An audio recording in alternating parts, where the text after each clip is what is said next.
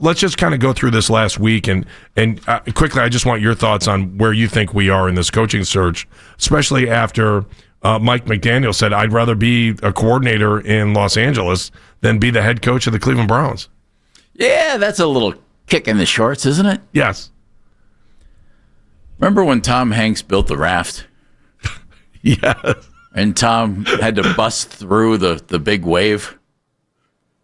And he got through the big wave? Yes. And it was like, oh my God, I made it. Lost Wilson, but I made it. Yes. And then he was just kind of out there floating after he got through the big wave and all that. Yes. The Browns are out there floating right now. You said this earlier today, and I didn't make a big deal about it, but you said, I think, probably one of the most prolific things that could go on about this coaching search is I've kind of been watching it from afar a little bit until the last couple of days. This very much feels like Mike Pettin right now. To me, it does. It feels like Mike Pettin. It's starting to, isn't it? When you have a coach that says, I don't want to be your head coach, and I'd rather be a coordinator on another team, you have to really start to wonder what's going on, what's the vibe these coaches are getting, especially a guy like Mike McDaniel that you would have thought would probably be in the running until the end unless he found another job. I would have thought McDaniel would have been a nice hire here. And I mentioned that yesterday. It's like I said I could wrap my head around Mike McDaniel and Jim Schwartz as the defensive coordinator. I think that would have given you a pretty nice combination. But McDaniel, and Dan and I were kidding yesterday, you got a second interview with the guy who wrote the Get Me Out of Cleveland speech for Kyle Shanahan. Yes. I thought, did he? And I texted Dan yesterday as soon as I saw McDaniel, and I just said, apparently he dug that up and read it again.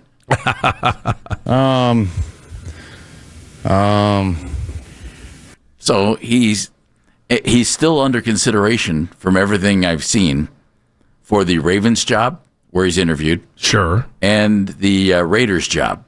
But don't you think he's settled into this job out west that he's going to head out to the Chargers? Unless he gets a head coaching job. It just seems odd. That's the hard part for me. Like to drop out. But here's why, Andy. McDaniel, I thought was a really interesting coach in Miami, and it was one of those things: is this working? Is it not working? And at times, it really worked. I mean, they finished the season strong. They did a really nice job, and I think he's a really intriguing young coach, still a young coach. I mentioned yesterday, he 4 years ago was Nate Scheelhaase. He 4 years ago was Grant Udinski, the really, the hot young coordinator. Well, now he's the guy with 4 years experience and still has that brain. But people think he's a little quirky. Oh, so what? I would have loved to have talked to him. If you're McDaniel and you don't go to the right spot here and it doesn't work and you don't do well in two spots, you might not get that third chance. And I'm guessing he looked at this and thought, I have a better chance of reaching my ultimate career goals if I go to Los Angeles with Justin Herbert and Amarian Hampton and Quentin Johnson at wide receiver and run that offense for a year, two, and then get a head coaching job again at a situation that I think might be more conducive to success, immediate success. The other part of, not being able to, and it's not that, did I want McDaniel as head coach? I could have gone either way. If they would have hired him, I would have been like, okay, I get it. Yeah, I wasn't locked on him, but I thought, yeah, he wouldn't be a bad hire. But for a guy to pull himself out of the race to say, I want to be a coordinator over a head coach, it becomes... Makes you think. It makes it very, very interesting. The other part I have swallowing what's going on here, Jeff, is that why in the world, if you had the chance to interview for a job with the Browns, the Steelers, or the Ravens, and I'll just leave it at those three, why would you, if you had your choice, I can't believe Browns would be at the top. In fact, I would be, if you were somebody interviewing, and I don't know what the financial situation would be, but I don't know how you couldn't look at Pittsburgh and say, look at the last three coaches they've had. Good chance they're going to be patient. Yeah, and that if we have mistakes and things don't go right early on and they're going to draft right and we'll have another chance and I'll have a chance to win the Super Bowl in Pittsburgh. I don't necessarily know that you have that chance if you are taking that job. And if the Steelers want you or the Ravens want you, and the Browns want you, why would you come here over there? I don't know why. I can give you one reason. Help me. Got a really nice defense. Okay. If you look at those 3 gigs, Baltimore has an organization that has continually put pretty good talent on the field. And DeCosta's done a nice job as GM, and Ozzie Newsome is still there, and I think the world of Ozzie. And it not only as a person, but for what he's done building that organization. He's really good. And they gave Harbaugh 18 years. Okay? That's hard to ignore. Pittsburgh done an okay job putting talent on the field, but they gave Mike Tomlin 19 years and never had a losing season. Had a lot that were just mediocre that gets guys fired, like Raheem Morris. Raheem Morris went 8 and what'd he go? 8 and 9 2 years in a row and got fired. Well, Mike Tomlin didn't go 8 and 9, but he's had 9 and 8s and things, and they kept with him. But I don't think their talent on defense is as good as the Browns, or even on offense. But they coached it up. The Browns have a defense to offer. All right. So they all have money, right? They're all that's true. Everyone coaches all going to get a big contract. It doesn't hurt your salary cap. No. There's no issue there. No. I also wonder this, and when they let Kevin Stefanski go, and this makes you wonder. I can't wait to find out who the head coach is going to be when the head coach gets here, and how long they really felt like this was their guy that they wanted. They're going to say they'll say he was our leading guy all along. I know that, but it does seem like they went into it because of the way you look at the people they're interviewing. I mean, they're looking at one end of the spectrum or another end of the spectrum, or young or old, or just trying to. And to me, it takes like they're taking 5 darts and throwing them at a dartboard and hoping that one's going to hit bullseye. Like, I don't know what the plan was going into this thing, and I want to feel secure about that when they make the hire. But Jeff, I mean, look at the candidates that we're talking about. But Andy, you know what? That said, and I think that's accurate. Baltimore is the same thing. I mean, they're looking at a lot of people. And most of these jobs, they've looked at a lot of people. But 4 teams have already figured it out. The Giants real quickly went after John Harbaugh. That wasn't too tough. As soon as Harbaugh was gone, the Falcons real quickly went after Kevin Stefanski. Will it work for them? We'll find out. And then, Saleh ends up getting a job. That happens fast. And Hafley goes to the Dolphins. And his former assistant GM in Green Bay is now the Dolphins GM. Okay, that one makes sense. We'll see. We'll see where this goes. But right now, Andy, you've got the Ravens, the Steelers, the Bills. Without even blinking, all 3 of those jobs are at the top of the heap here. And then you have the Browns, the Raiders, and the Cardinals. And though those 3 jobs are good NFL jobs, they don't quite bring with them the cachet that the Ravens, Steelers, and Bills gigs do. If you become the head coach of the Bills, hey, you got Josh Allen, you got some talent, you're expected to win right away.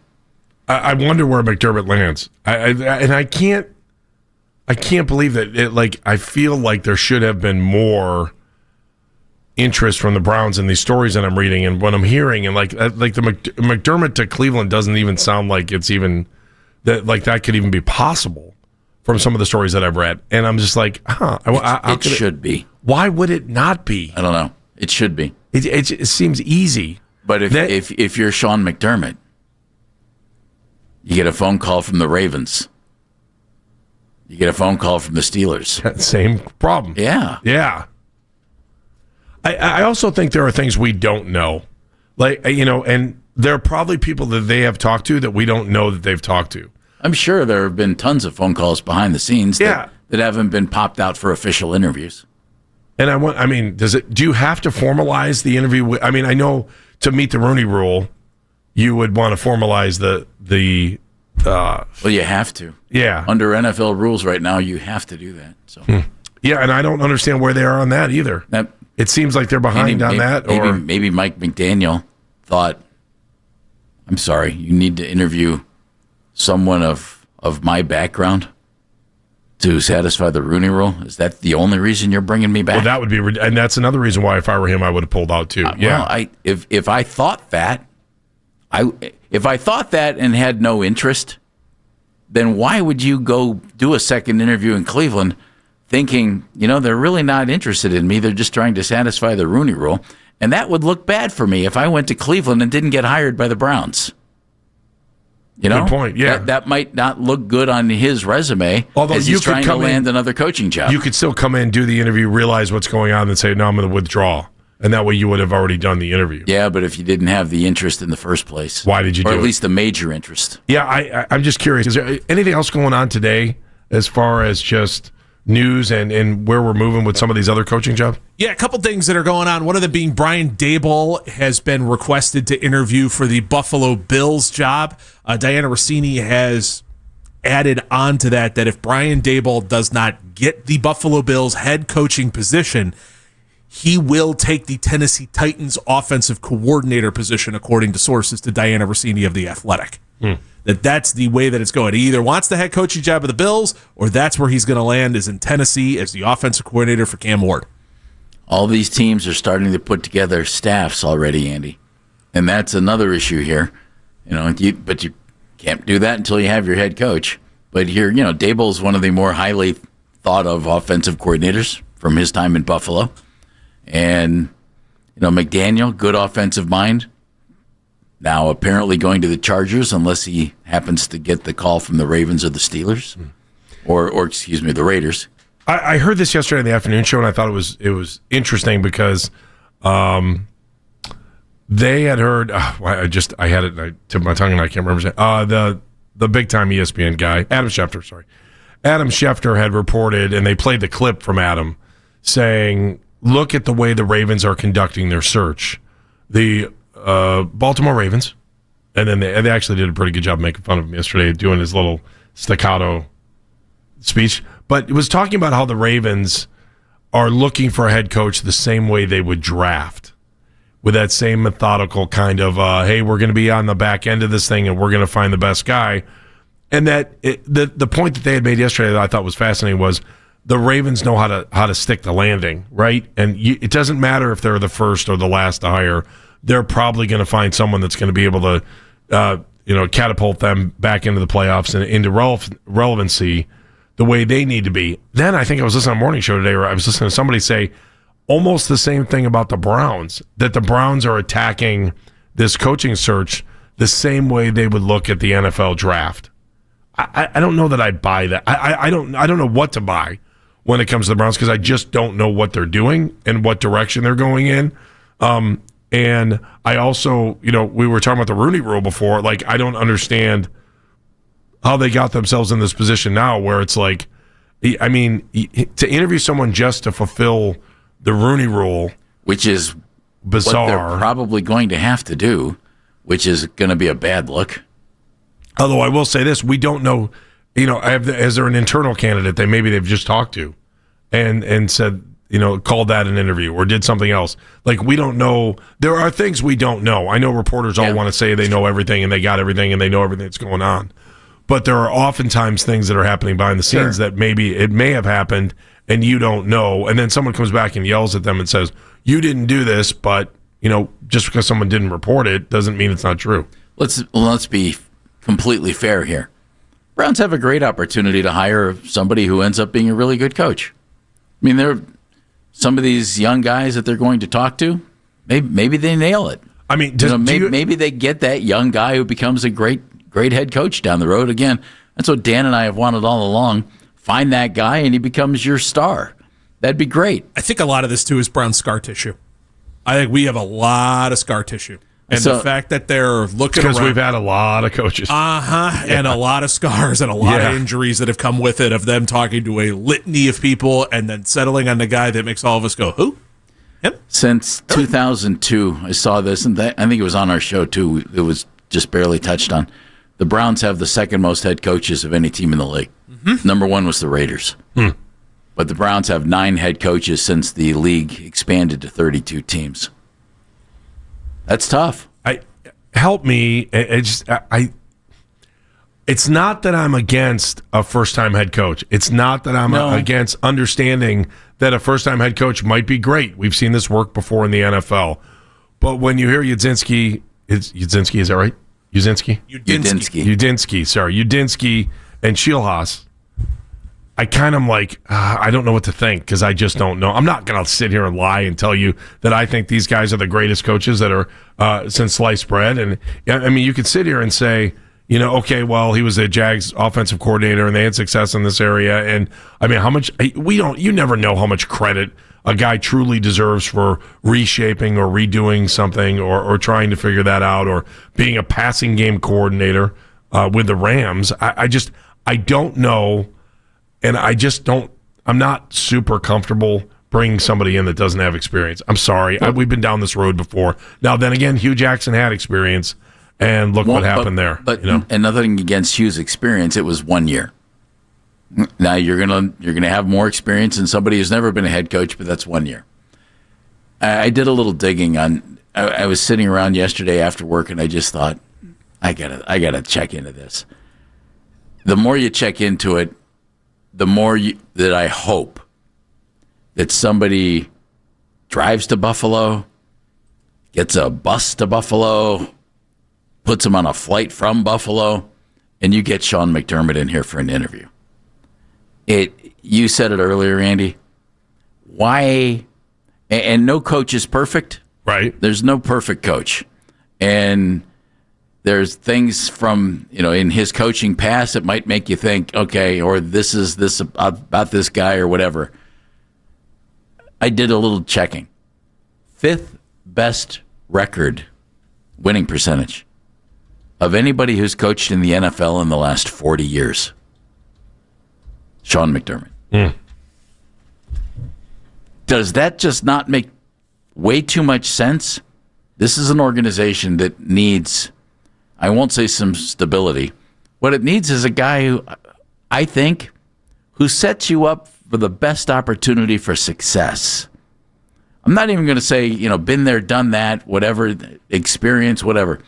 I think this team needs the guy who gives you the best opportunity to succeed.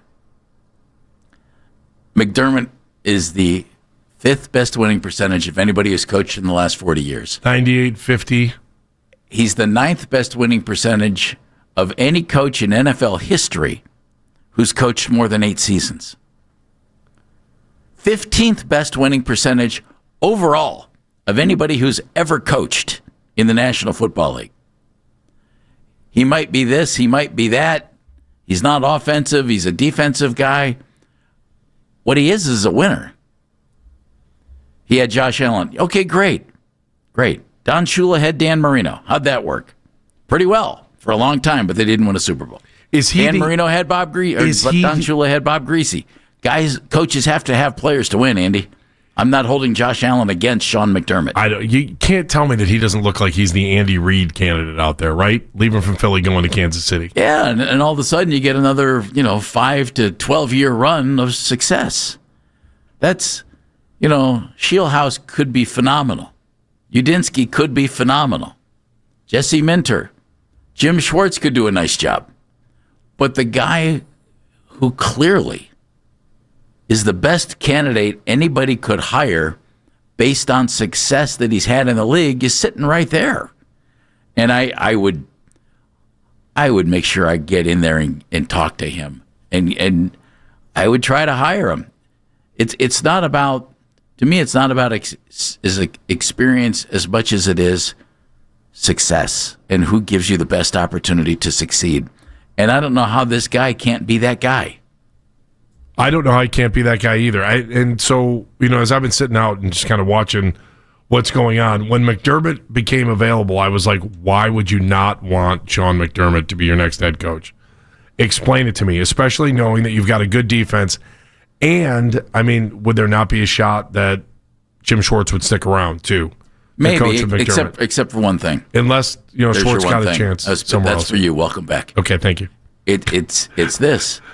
McDermott's cut his teeth as a defensive coordinator. maybe Jim Schwartz wouldn't want to work for him, and maybe McDermott wouldn't want Jim Schwartz. I get that. And I you understand you that. don't worry about Jim Schwartz if you can get Sean McDermott. Nothing against Jim. Jim to me would be a fine coach to hire.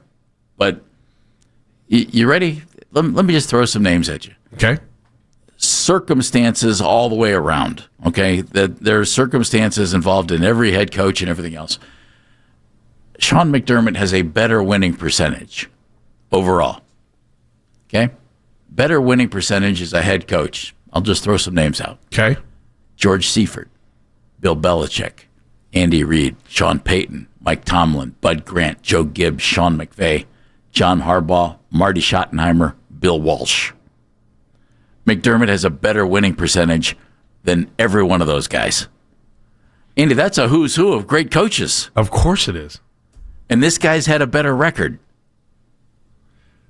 Does the 8 wins, 8 losses in the playoffs scare you? No. Change it? It does. I mean, look, I'm happy to get to the playoffs. You're telling me a guy who coached in 16 playoff games is available? Yes. God. Wow. That's awesome. Well, there's one thing that, to me, though, if I'm McDermott, we have, 4 playoff games since 99? Is that right? 4? There's one thing about two things about McDermott that scream to me no for the Browns.